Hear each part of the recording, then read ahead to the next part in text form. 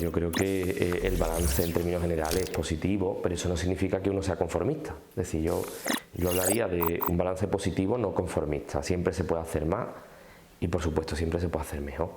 La cuestión es que, bueno, también hay que ser realista y conocer los plazos, ¿no? Se cumple un año desde la toma de posesión de la constitución de la corporación municipal, pero desde luego a efectos prácticos estamos hablando de 10 meses, ¿no? Entre una cosa y otra, ¿no? Desde que uno de verdad puede empezar a tener constancia de qué puede hacer y conocimiento, ¿no? Y yo creo que en esos 10 meses han servido para sentar unas bases claras de por dónde va a transcurrir el mandato y cómo se va a estructurar el gobierno, ¿no? Cómo se ha estructurado el gobierno. Es importante que esas bases que se han sentado sean coherentes con la ideología y con los compromisos adquiridos con los ciudadanos a través del programa de gobierno de todas las elecciones, ¿no? En este caso las últimas elecciones municipales, y también a través del acuerdo de gobierno que da forma al gobierno de Alcalá, ¿no? Y creo que eso es muy importante, que en estos 10 meses prácticamente de gestión se ha sido coherente con las propuestas programáticas que se pactaron con los ciudadanos y también con el acuerdo de gobierno. Un pacto fiscal no implica que sea un documento que se llame pacto fiscal, sino que haya un acuerdo en cuestiones fiscales que vayan en la línea progresista y en este caso andalucista del acuerdo, ¿no? Y en ese caso, evidentemente, cada año cuando van llegando las ordenanzas fiscales a eso del otoño, pues ahí es donde se tendrán que ir viendo las medidas acordadas, ¿no? Respecto al cumplimiento del acuerdo, pues si hablábamos de 100 medidas, nosotros interpretamos que en torno a 19 medidas se han cumplido en estos meses. Insisto, satisfechos pero no conformistas. Nosotros nos presentamos a las elecciones con un eslogan que además muchos lo han repetido posteriormente, con el que hay otra forma, ¿no?, de hacer las cosas. Y en este caso, para hacer las cosas de otra forma, uno tiene que ser también valiente y responsable, porque criticar es facilísimo, de hecho es lo más fácil que hay.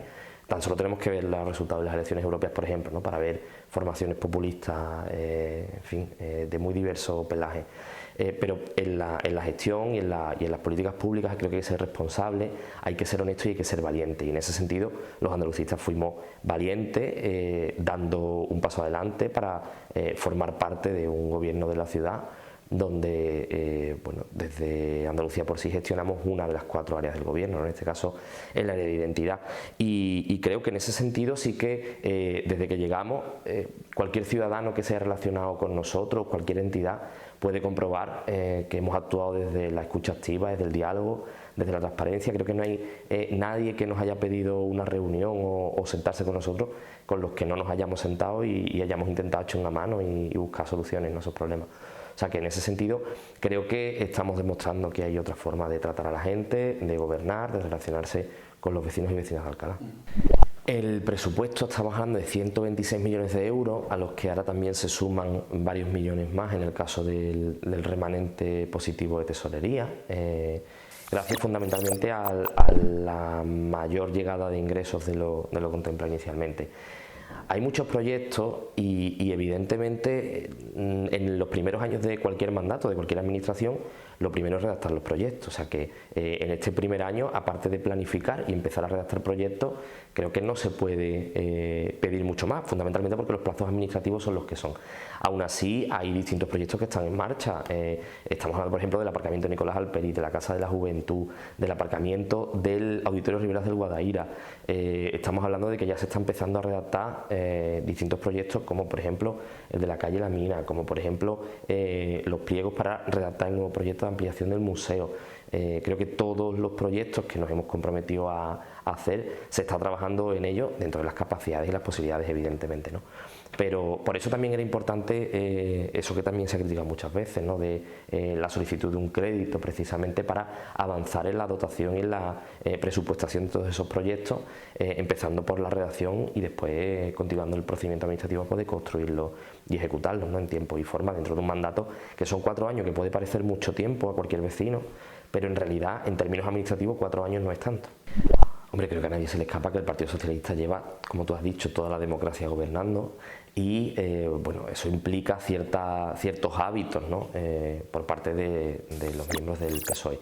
Pero sí que faltaría la verdad si dijese que está siendo muy complicado o que está habiendo problemas.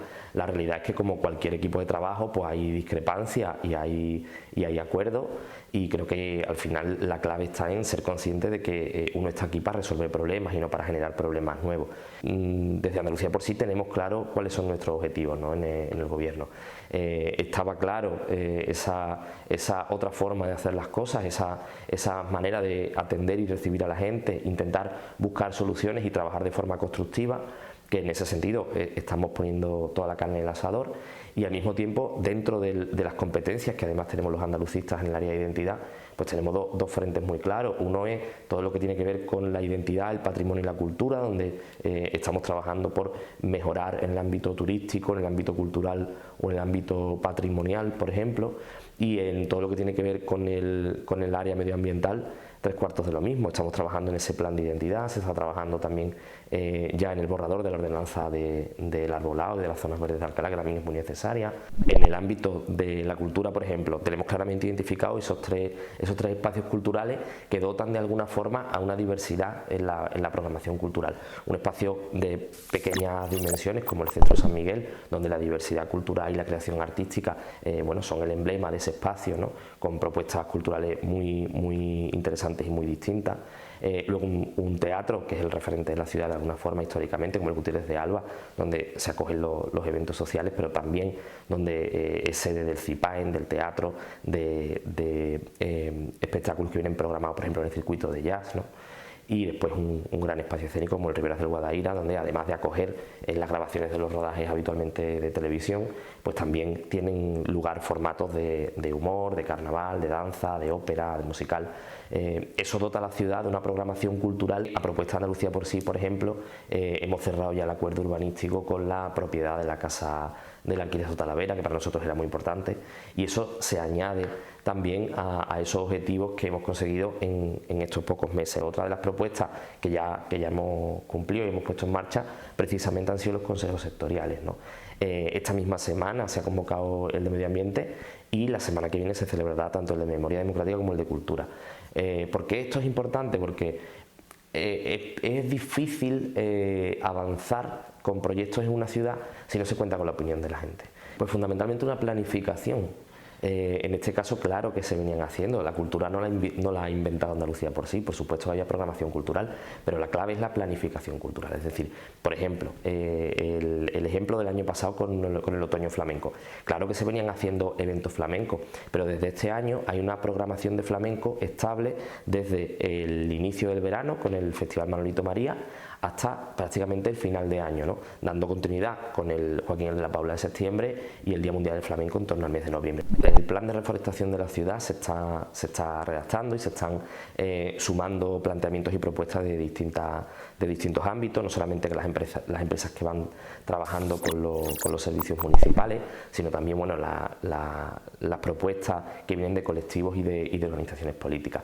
En este caso es cierto que se han ido haciendo pequeñas iniciativas, como por ejemplo en el Colegio San Mateo, pero el plan de reforestación de la ciudad como tal se presentará después del verano, porque además con las altas temperaturas no se puede iniciar la plantación. Ya está adjudicado o casi en proceso de adjudicación la primera fase del plan, que constará de la reforestación urbana, de la replantación de los alcorques. Como bien saben, los ecologistas hace poco presentaron un estudio que además lo hemos añadido al estudio que la propia delegación estaba haciendo y que es más ambicioso que el de la Asociación Ecologista, ¿no? Pues todas estas plantaciones empezarán una vez que pasen las altas temperaturas, después del verano, como recomiendan los técnicos, y será entonces cuando presentemos ese plan de reforestación. Hombre, a una persona a la que quiere, por supuesto que la echas de menos, ¿no? Pero bueno, la echas de menos desde el punto de vista de la bancada de un pleno, pero no la echas de menos desde el punto de vista personal, porque Lola sigue estando y participando con nosotros habitualmente. Es verdad que siempre es una garantía tener a personas con la trayectoria, el bagaje y el compromiso ético y político que tiene Lola y que ha tenido Lola y que ha demostrado con la ciudad durante todos estos años, y desde luego que mejor consejera, ¿no? que una persona de su capacidad. Pues sinceramente no, y no porque gran parte de esas medidas o de esas políticas que Andalucía por sí ha venido criticando en los últimos años, a día de hoy nosotros no nos las hemos encontrado en el gobierno. Puede haber excepciones donde evidentemente, como te decía antes, pues claro, no estamos de acuerdo en todo, hay discrepancias, bueno, nos sentamos, hablamos y buscamos soluciones. Pero sí te tengo que decir, porque es la verdad, que en el grueso de las decisiones donde discrepamos, por ejemplo, tenía mucho que ver la pata medioambiental, o tenía mucho que ver la conservación del patrimonio o, yo qué sé, incluso las herramientas de promoción turística, ¿no?